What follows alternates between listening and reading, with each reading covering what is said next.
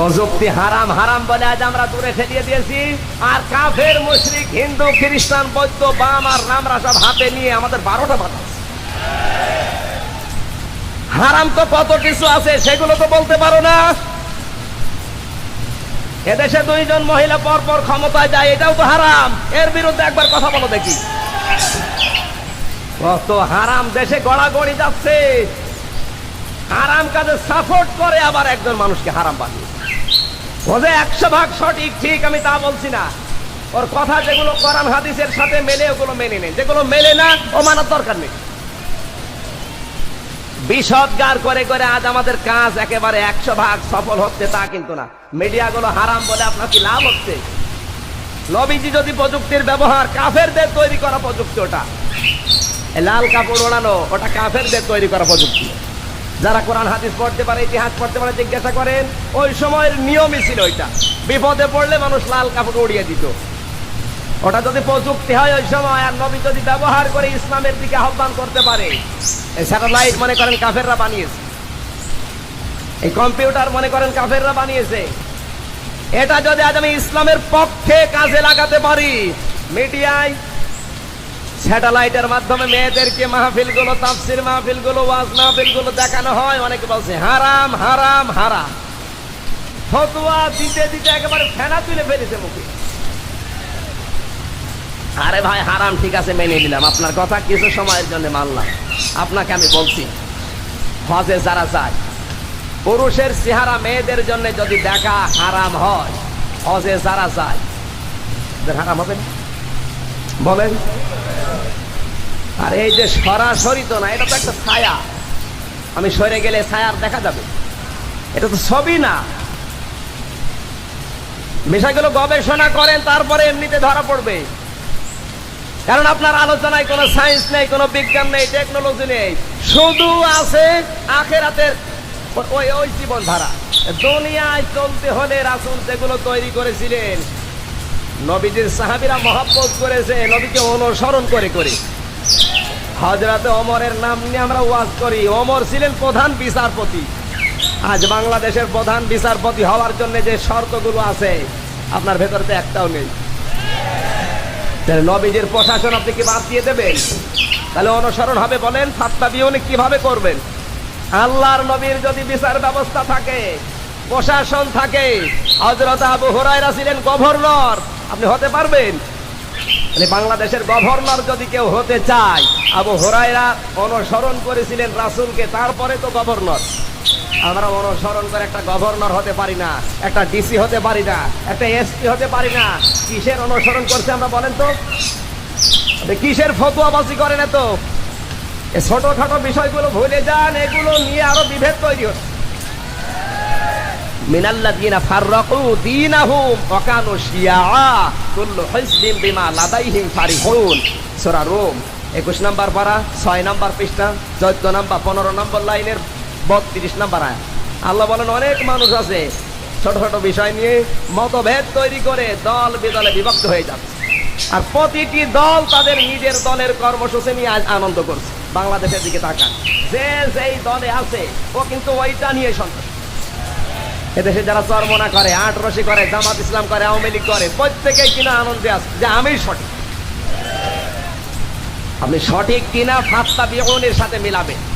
আল্লাহর নবী যদি প্রশাসন চালাতে পারে, আল্লাহর নবী যদি বিচার ব্যবস্থা চালাতে পারে, বিশ্ব নবীর যদি চিকিৎসা বিভাগ থাকে, আপনাকে অনুসরণ করে এগুলো নিয়ে আসতে হবে। নবীজি 27টা যুদ্ধের নিজে সেনাপতি ছিলেন, আপনি কোন যুদ্ধের সেনাপতির দায়িত্ব পালন করেছেন দেখান। আল্লামা শফি এসেছিল একটা যুদ্ধের নেতৃত্ব দিতে, মার খেয়ে। তারা কি ফাত্তাবিউনি করেছিল? যারা ফাত্তাবিউনি অনুসরণ করা শুরু করবে, ওদের জীবন তুচ্ছ মনে হবে। এই জন্যই তো সাহাবায়ে কেরাম জীবন দিতে পেরেছিলেন। আমার কথা আপনি রাজনৈতিক গন্ধ না খুঁজে বাস্তবতায় মিলান, আপনিও মারা যাবেন, আমিও মারা যাব। কথা বলেন ঠিক কিনা? হযরতে মাজমুহ বিজানন্দে নাচতেছেন। আবু জেহেলকে যদি একবার পাই, নবীর দুশমন, ওকে আমরা আর ছাড়ব না। নবীজি এদিকে তাঁবুর ভেতরে দাঁড়িয়ে ডাক দিয়ে বলে, রব্বুল আলামিন, আমার সাহাবীদেরকে আমি একটাও দেখি না, আবু বকর রাসূলের গায়ে চাদর জড়িয়ে দিলেন, ডাক দিয়ে বলে, ইয়া রাসূলুল্লাহ, ক্রন্দন করবেন না, চোখের পানি ফেলবেন না। নবীজি বলেন, আবু বকর, আমার সাহাবীরা কয় 313 জন, একজন কেউ তো দেখি না। হযরতে আবু বকর বলে, ইয়া রাসূলুল্লাহ, তারা বাতিলের ভেতরে বন্টন হয়ে গেছে, ওরা যুদ্ধের ময়দানে ঠিকই আছে হে রাসূল, আপনি চিন্তা করবেন না। নবীজি এদিকে দোয়ায় লিপ্ত আছেন। আবু জেহেল ময়দানে এসে বড় ঘোড়ার উপরে চড়ে লাফাচ্ছে। শয়তান সুরাকার সুরত ধরে আবু জেহেলকে এসে শুধু পাম বোঝেন, হাওয়া। ফুটবলকে একদিন জিজ্ঞাসা করেছে, ভাই তুমি এত লাথি খাও কেন? ফুটবল বলছে, আমি পরের পামে ফুলি। আবু জেহেল ঠিক এই কায়দায় ফুলতেছে।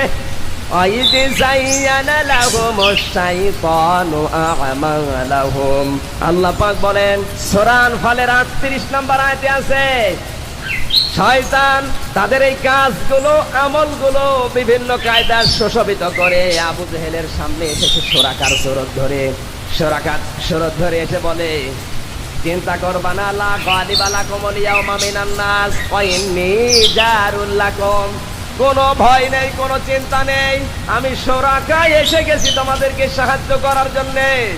তাফসিরে এসেছে সুরাকা ওই জামানায় একাই 10 জন মানুষের সাথে লড়তে পারত। এটা আসল সুরাকা না, শয়তান সুরাকার সুরত ধরে এসেছে। ইন্নী জারুল লাকুম, কোনো চিন্তা নেই, আমি আছি তোমাদের প্রতিবেশী হয়ে। শয়তান এসে যত হাওয়া দেয় আর আবু জেহেল তত লাফায়, কোনো চিন্তা নেই, দল আমার বেঁধে গেছে।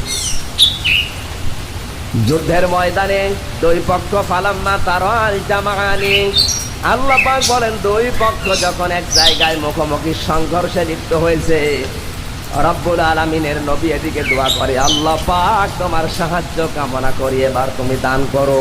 ইদিতাসে তাগিসুনা রাব্বাকুম ফাসতাজাবা লাকুম আন্নী মুমিদ্দুকুম বিআলফিম মিনাল মালাইকাতি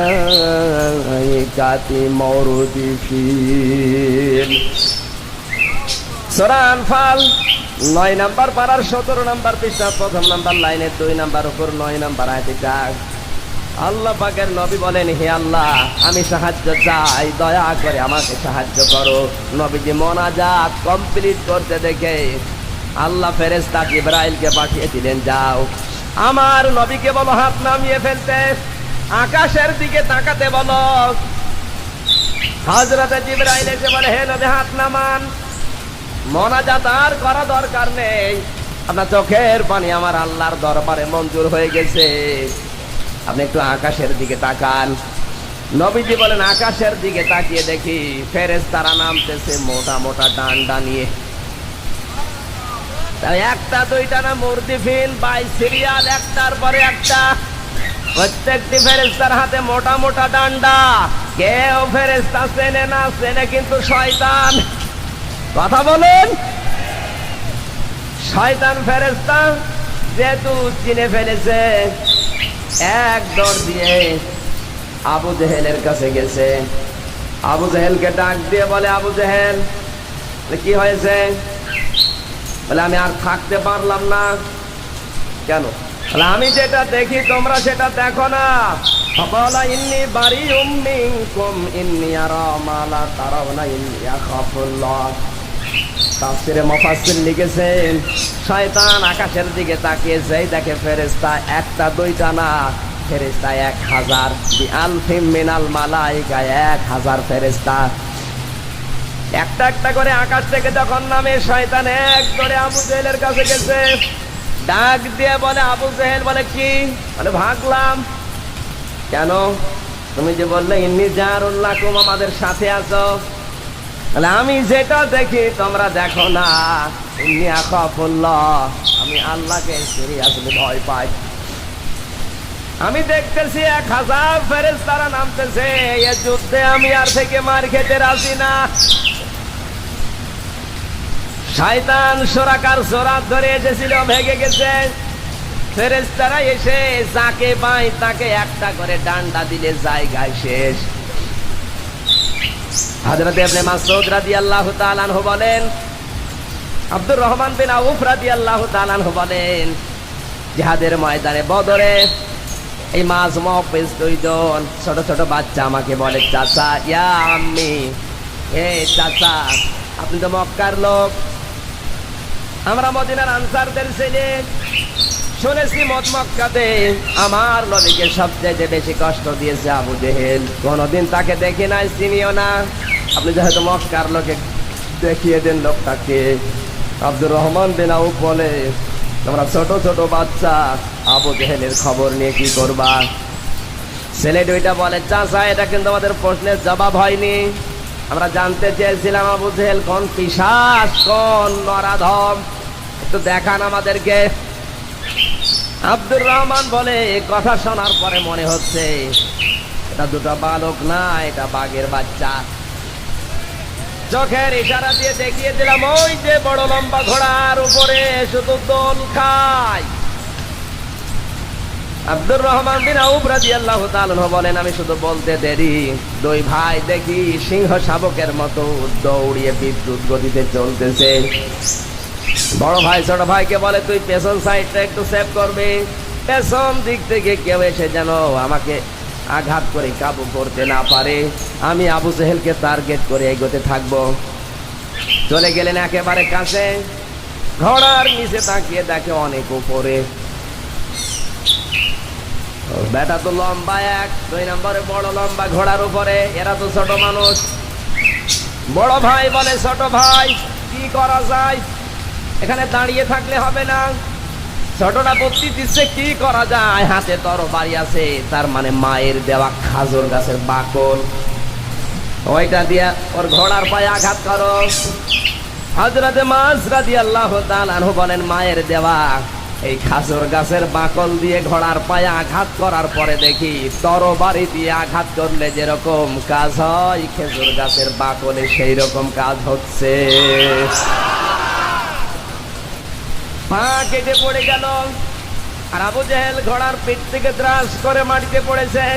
হযরতে ইকরামা রাদিয়াল্লাহু তাআলা আনহু, আবু জেহেলের ছেলে তখনও মুসলমান হয় নাই, ডাক দিয়ে বলে, কে তুমি? আমার বাবাকে আঘাত করে মাটিতে ফেলে দিলে, তোমাকে আমি ক্ষমার চোখে দেখতে পারি না। তরবারি ছিল, এক আঘাত দিয়েছে হযরতে মাসের ডান হাতের ভেতরে রেখে, ডান হাত একেবারে পড়ে যায় না, চামড়ার সাথে লেগে আছে। ইসলাম পৃথিবীতে এইভাবে এসেছিল, আর আল্লাহর খলিফারা ইসলাম এইভাবে আজ পায় না, এরা পায় বিভিন্ন দরবারে মাজারে বসে বসে হু হু করে। ইসলাম এসেছিল এই কায়দায়।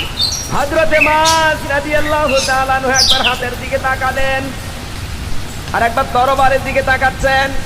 তরবারি মানে ওই খেজুর গাছের বাকল। হাতের দিকে তাকিয়ে বলে, হাত, বারবার তুমি আমারে ডিস্টার্ব করো, তোমার জন্য আমি দৌড়াতে পারি না, তুমি আমাকে বারবার ব্যথা দাও, সাক্ষী দিবা কিয়ামতের ময়দানে, আল্লাহর নবীর জন্য তোমার আমি কুরবানি দিলাম। ডান হাতটা বাম হাতে বাম পায়ের পেছনে রাখলেন, নিচে রেখে আল্লাহু আকবার বলে এক টান দিলেন, হাত গেছে ছিঁড়ে, রক্তক্ষরণ হচ্ছে। ছোট ভাই এসে বড় ভাইয়ের কপালের ভেতরে হাত বোলাচ্ছে। আবু জেহেল যখনই পড়েছিল, হাদিসের ভাষায় পড়েছি, হাত্তা বারিদা, বুখারীর বর্ণনা এটা, এই দুই ভাই মিলে খেজুরের বাকল দিয়ে এমন পিটানো পিটিয়েছিল, হাত্তা বারিদা, ঠান্ডা ফ্রিজ মার্কা হয়ে আবু জেহেল পড়েছিল, নড়াচড়া নেই। ছোট ভাই যখন একেবারে মাথা ভেতরে হাত বোলায়, ডাক দিয়ে বলে, কেমন লাগে, কেমন লাগে বলবো? এই মুহূর্তে মনে হচ্ছে জান্নাতের সুঘ্রাণ আমার নাকের ভেতরে প্রবেশ করছে, মনে হয় বেশিক্ষণ দুনিয়ায় টিকে থাকবো না, তুমি যদি বেঁচে থাকো আমার নবী, বিশ্ব নবী মুহাম্মদুর রাসূলুল্লাহর কাছে আমার সালামটা পৌঁছিয়ে দিও। আল্লাহ পাক বলেন, হে পৃথিবীর মানুষেরা, এই ভালোবাসা যদি আমার নবীকে দিতে পারো জীবন পর্যন্ত দিয়ে, আমি কি করব জানো? ওয়ায়াগফির লাকুম যুনুবাকুম, আমি আল্লাহ তোমাদের জীবনের যে গুনাহগুলো ছিল একটাও রাখবো না। আমি আল্লাহ এইটা দেখতে চাই, আমার রাসূলের জন্য মাস মফিজের মতো জীবন পর্যন্ত কারা দিতে পারে। তার সব গুনাহ আমি আল্লাহ মাফ করে দেব। আল্লাহু গফুরুর রহিম, আমার নাম গফুর, আমার নাম রহিম। জোরে বলেন সুবহানাল্লাহ। হযরতে ইবনে মাসউদ তিনি যুদ্ধে পরে এসেছিলেন, আসতে একটু দেরি হয়েছিল। এসে তিনি খুঁজতেছেন, দেখে লাশগুলোর কাছে যে দেখে লাইন দিয়ে পড়ে আছে কাফেরদের লাশ, একেবারে শেষের টান কাছে যে দেখেন নড়াচড়া নেই। ডাকতে বলেন আবু জেহেল, বলে হ্যাঁ, নড়াচড়া করছে না, একেবারে ঠান্ডা হয়ে পড়ে আছে, এখনো মারা যায়নি। ইবনে মাসউদ বুকের উপরে চড়লেন, ডাক দিয়ে বলে আবু জেহেল, জীবন যখন এখনো আছে, সময় দিলেন, কালেমাটা একবার পড়। একবার যদি কালেমা পড়তে পারিস, আমি নবীর কাছে মাফ চাইবো তোর জন্যে, আল্লাহর নবী তোকে মাফ করে দেবে, আর বিশ্ব নবী যদি মাফ করে দেয় তোর জীবন সফল হয়ে যাবে। আবু জেহেল ওই অবস্থায় চোখ তুলতে পারে না, পাতা তুলে বলে, কে তুই? বলে ইবনে মাসউদ। বলে বিশ্ব নবী, আব্দুল্লাহর পুত্র তোদেরকে জাদু করেছে, আমার পর্যন্ত আসতে পারে না। শক্ত কাফের, চিন্তা করেন আজ পৃথিবীতে এরকম শক্ত শয়তান অনেকগুলো আছে, মারা যায় তারপর তেজ কমে না। ইবনে মাসউদ বলে ঠিক আছে, তার সময় দিলাম। নবীজির কাছে গেলেন, ডাক দিয়ে বলে, হে নবী। নবীজি তাঁবু থেকে বের হয়ে বলে, কে তুমি? বলে ইবনে মাসউদ। সালাম দিয়ে আবার তিনি দৌড়ালেন। দেখি আবু জেহেলের কাছে এসে বলে, পড়, এখনো সময় আছে, পড়। আবার একই কথা বলে, আবার সময় দিয়ে গেলাম, তৃতীয়বার চেষ্টা করে দেখ। চলে গেলেন নবীজির কাছে, সালাম দিয়ে আবার এসে জিজ্ঞাসা করে, পড়বি কিনা বল। আব্দুল্লাহর ছেলে তোদেরকে জাদু করেছে, আমাকে করতে পারে নাই। যেই বলেছে, বলে তোরে আর দুনিয়ায় বাঁচিয়ে রাখলাম না, কারণ নবীজির মূল্য, মর্যাদার, সম্মান আমার কাছে জীবনের চাইতেও দামি। তরবারি ছিল হাতের ভেতরে, গলার ভেতরে দিয়েছে। আবু জেহেল বলে, আমার গলাটা যখন আলাদা করবি একটু বড় করে কাট। বলে কেন? দুনিয়ার মানুষ আমার মাথা দেখে যেন বুঝতে পারে যে নেতার মাথা।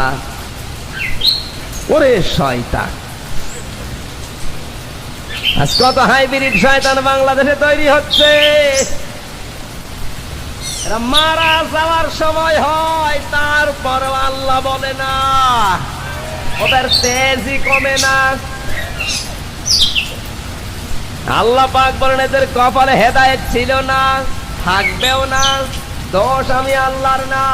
খাতামাল্লাহু আলা কুলুবিহিম ওয়া আলা সামিইহিম ওয়া আলা আবসারিহিম গিশাওয়া। এদের অন্তরে আমি মোহর মেরে দিয়েছি। এদের কানের উপরে পর্দা ফেলা, চোখের উপরে পর্দা ফেলা। যতই হক কথা এরা শুনুক না কেন, এরা কিন্তু ফিরে আসবে না। আবু জেহেল ছিল ঠিক ওই কায়দার মানুষ। মাথাটা যখন আলাদা হয়ে গেছে, ইবনে মাসউদ চিন্তা করেন, নবীর সামনে নিয়ে যেতে পারলে আল্লাহর নবী খুশি হবে, আমার জন্য দোয়া করবে। কান ধরে টানে, দেখে নড়ে না। কারণ এই আব্দুল্লাহ ইবনে মাসউদকে সূরা রহমান তেলাওয়াত করার কারণে এই আবু জেহেল এক থাপ্পড় দিয়ে তার ডান কান কালা করে দিয়েছিল। ইবনে মাসউদ বলেন, কান ধরে টানি যখন যায় না, কান ছিদ্র করলাম তরবারি দিয়ে, রশি দিয়ে বাঁধলাম কানটা, অগ্রভাগে ধরে টানি, দেখি যায় না। চিন্তা করলাম এইভাবে যায় না কেন, দুই কান ছিদ্র করে রশি ভরে যখন টান দিয়ে অগ্রভাগে ধরে, এবার দেখি মাথা নড়ে।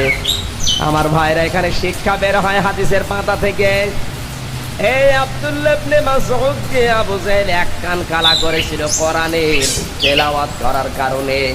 এজন্য আল্লাহ পাক এই লোকটার হাতে আবু জেহেলের দুই কান ছিদ্র করে দুনিয়ায় দেখিয়ে দিয়েছে। কথা বলেন ঠিক কিনা?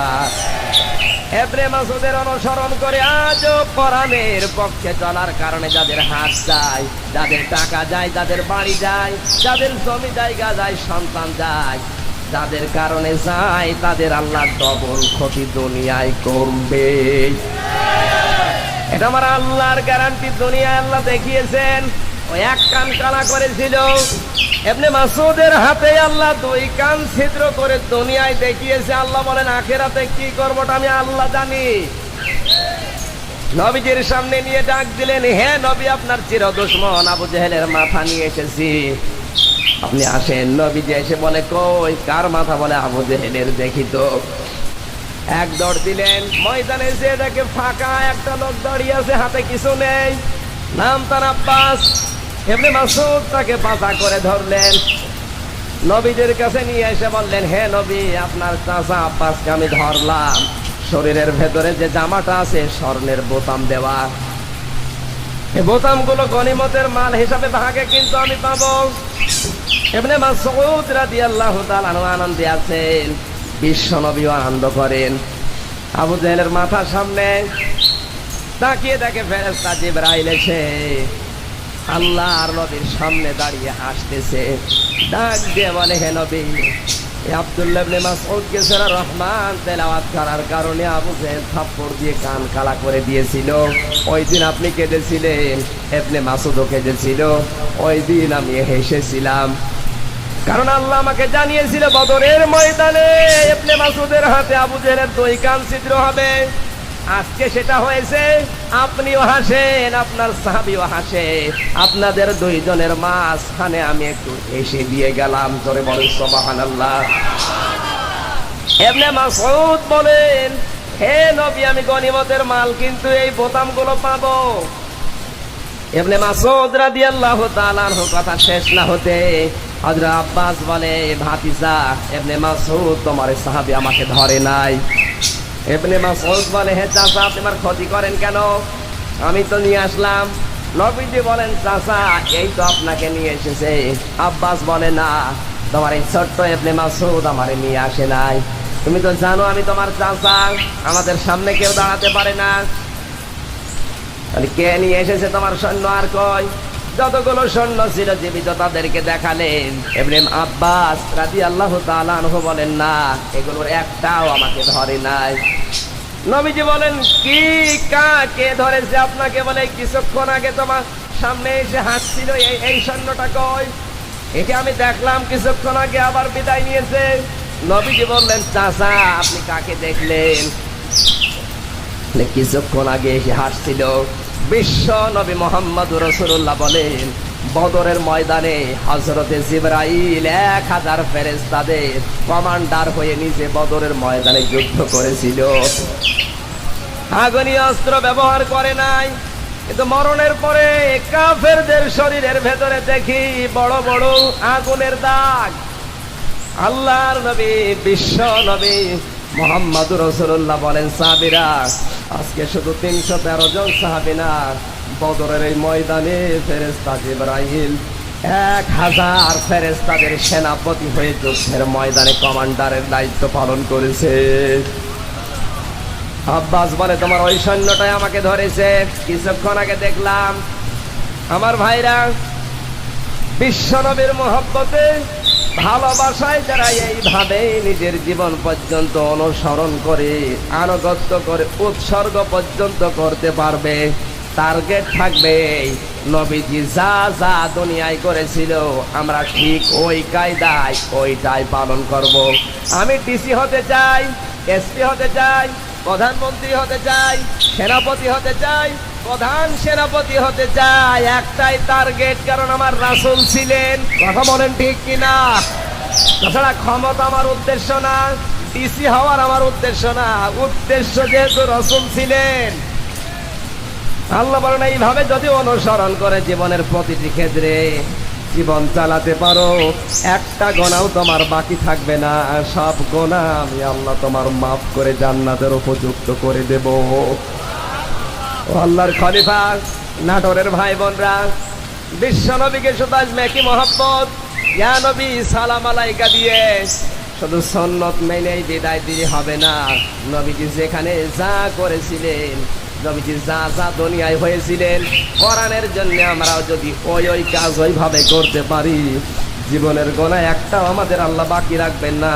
সব গোনা মাফ করে বিনা হিসাবে আল্লাহ কিয়ামতে জান্নাতে দিয়ে দেবেন। আল্লাহর রাসূলকে অনুসরণ করে, আনুগত্য করে, দেখে দেখে এইভাবে সাহাবীদের মতো জীবন চালানোর তৌফিক আল্লাহ আমাদের দান করুন। আরো জোরে বলেন আমিন। বারাকাল্লাহু লানা ওয়া লাকুম ফিল কোরআনিল আযীম। রব্বানা যালামনা আনফুসানা ওয়া ইল্লাম তাগফির লানা ওয়া তারহামনা লানাকুনান্না মিনাল খাসিরিন।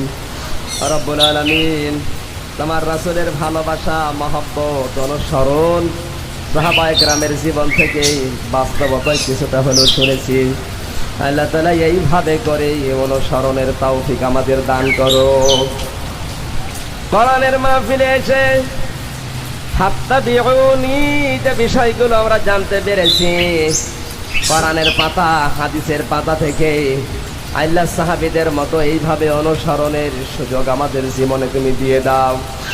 শয়তানের ধোঁকা থেকে আমাদেরকে বাঁচিয়ে রাসূলের আশিক, বিশ্ব নবীর আসল উম্মত হওয়ার তৌফিক তুমি আমাদের দান করো আল্লাহ। নবীজির সুপারিশ পাওয়ার যোগ্যতা তুমি আমাদেরকে দিয়ে দাও। মাহফিলের আয়োজন করতে গিয়ে তোমার যে বান্দারা পরিশ্রম দিয়েছে, আল্লাহ তাআলা তোমার বান্দা জনাব ফরিদুল ইসলাম, রুবেল হোসেন, তারেক মাহমুদ রুমেন, বাবুল পরামানিক, বাবলু পরামানিক, শাকাত আলী, শফিকুল ইসলাম, আনোয়ার হোসেন, নয়ন আলী, মজিবুর রহমান, মাজেদুল ইসলাম, জিয়াউর রহমান, আব্দুর রহমান ফকির, আব্দুর রহিম, আব্দুর রহম, রুবেল আলী, সাইফুল ইসলাম, শাহাবুল আলম, হাসমত আলী, আকবর আলী, আরিফ হোসেন, জামু, লিটন, রিঙ্কু, জাহাঙ্গীর, এসকেন আলী, আলম, মানিক, নামনা জানা যত যুবক 1-2 মাস পর্যন্ত রাতের ঘুম পর্যন্ত ত্যাগ করে কোরআনের জন্য খেদমত করেছে, আল্লাহ এদের জন্য কোরআনের মাহফিলে তাহাজ্জুদের সময় দোয়া করি, এদেরকে তুমি কবুল করে নাও। এদের উদ্দেশ্য ভালো ছিল, কোরআন প্রচার হবে, কোরআন প্রসার হবে। রাসূলের সৈনিক হিসেবে এদেরকে মঞ্জুর করো আল্লাহ। এদেরকে যাই না পেটে নিয়েছে, এদের মায়ের পেট তুমি ধন্য বানিয়ে দাও আল্লাহ তাআলা। কোরআনের মহব্বতে যারা বাড়ি ঘর ছেড়ে এসেছি, তোমার রাসূলের মহব্বত আমাদের কলিজায় দিয়ে দাও। শুধু কলিজায় মহব্বত, ভালোবাসা না, অনুসরণ করার তৌফিক দাও। মাহফিলের সম্মানিত সভাপতির দায়িত্বে যিনি আছেন, আল্লাহ তোমার বান্দা আমিনুল ইসলাম জয়, রব্বুল আলামিন প্রতিনিধি হওয়ার আগ্রহ পেশ করেছে এলাকার। তোমার এলমে যদি জানা থাকে, তোমার বান্দার দ্বারা মানুষের খেদমত হবে, তোমার দিনের কাজ হবে। আল্লাহ দোয়া করে দিলাম, তোমার এই বান্দাকে তুমি এলাকার প্রতিনিধি বানিয়ে দাও, তার জীবনটাকে তুমি হেদায়েত দাও আল্লাহ তাআলা। অন্যায় অবৈধ কাজ যদি তার জীবনে কিছু থেকে থাকে তুমি মাফ করে দাও। তার জীবনের যতগুলো ভালো ভালো কাজের আঞ্জাম দিয়েছে, এগুলো তুমি কবুল করে নাও। হযরতে ওমরের মতো হেদায়েত তাকে দিয়ে দাও। মাহফিলে যারা আয়োজন করেছে, আলোচনা করেছে, এদেরকে কবুল করো। মুরব্বী আছে, দাড়ি পাকা মুরব্বীরা, যাদের দেখলে তোমার লজ্জা বোধ হয়, আল্লাহ আবু বকর সিদ্দিককে যেভাবে কবুল করেছো, এদেরকে তুমি কবুল করে নাও। রব্বুল আলামিন লাইট দিয়ে, মাইক দিয়ে, সামিয়ানা দিয়ে, স্যাটেলাইট দিয়ে যারা কোরআনের শ্রীবৃদ্ধি করেছে, এদেরকে তুমি কবুল করো আল্লাহ। রব্বুল আলামিন মা বোনদের ভেতরে যারা বসে আছে পর্দার আড়ালে, এদেরকে হযরতে খানসার মতো, মাস মুহব্বিজের মায়ের মতো তুমি ঈমান দিয়ে দাও। বাংলার ময়দানে রাসূলের আদর্শকে প্রতিষ্ঠা করার জন্য, বিশ্ব নবীর আনিত ধর্ম ইসলামকে টিকিয়ে রাখার জন্য মাস মুহব্বিজকে যেভাবে তৈরি করেছিল তার মা, আমাদের মা বোনদেরকে তুমি এইভাবে করে ঈমান আমল দিয়ে দাও।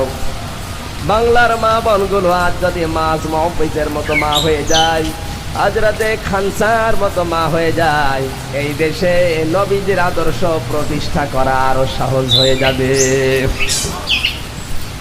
রব্বুল আলামিন তোমার বান্দা মৃত ডক্টর শামসুদ্দিন মিয়া দোয়া চেয়েছে, তোমার বান্দাকে কবরে মাফ করে দাও। মোহাম্মদ ফজলুর রহমান পটল সাবেক মন্ত্রী, আল্লাহ তাআলা তুমি তাকে সুস্থতা দান করো। অসুস্থ হয়ে পড়ে আছে, মেহেরবানি করে সুস্থতা দান করো। রাহেল খান পিতা মৃত জেল আলী, দোয়া করি রব্বুল আলামিন যে যে উদ্দেশ্য নিয়ে দোয়া চেয়েছে কোরআনের মাহফিলে কাউকে ফেরত দিও না, হতভাগ্য করো না। আমার শরীরকে সুস্থ রাখো, ভালো রাখো। কোরআনে কারিম প্রচার করার জন্য যে যোগ্যতা দরকার, যে এলেম দরকার, আমাকে তুমি দিয়ে দাও। সহজ সরল ভাষায় তোমার বান্দাদেরকে কোরআন উপস্থাপন করে বোঝাতে পারি সেই তৌফিক দাও। খেলাফতের দায়িত্ব কি কি দিয়েছো? রাসূলের মহব্বত দিয়ে, ভালোবাসা দিয়ে, অনুসরণ দিয়ে কি বুঝিয়েছো? আল্লাহ এটা অনুধাবন করে আমল করার তৌফিক আমাদের দাও। শুধু মেকি মহব্বত না, সাহাবা একরামের মতো অনুসরণ আমাদের জীবনে দিয়ে দাও। কোরআনের জন্য যারা খরচ করেছে আজকের এই মাহফিলে, এদের টাকাগুলো তুমি ফেরত দিও না, তোমার দরবারে কবুল করে নাও। সুবহানা রাব্বিকা রাব্বিল ইজ্জাতি আম্মা ইয়াসিফুন ওয়া সালামুন আলাল মুরসালিন আলহামদুলিল্লাহি রাব্বিল আলামিন। মরণ যেদিন আসবে আমাদের মুখে জারি আর সারি করে দিও লা ইলাহা ইল্লাল্লাহু মুহাম্মাদুর রাসূলুল্লাহ।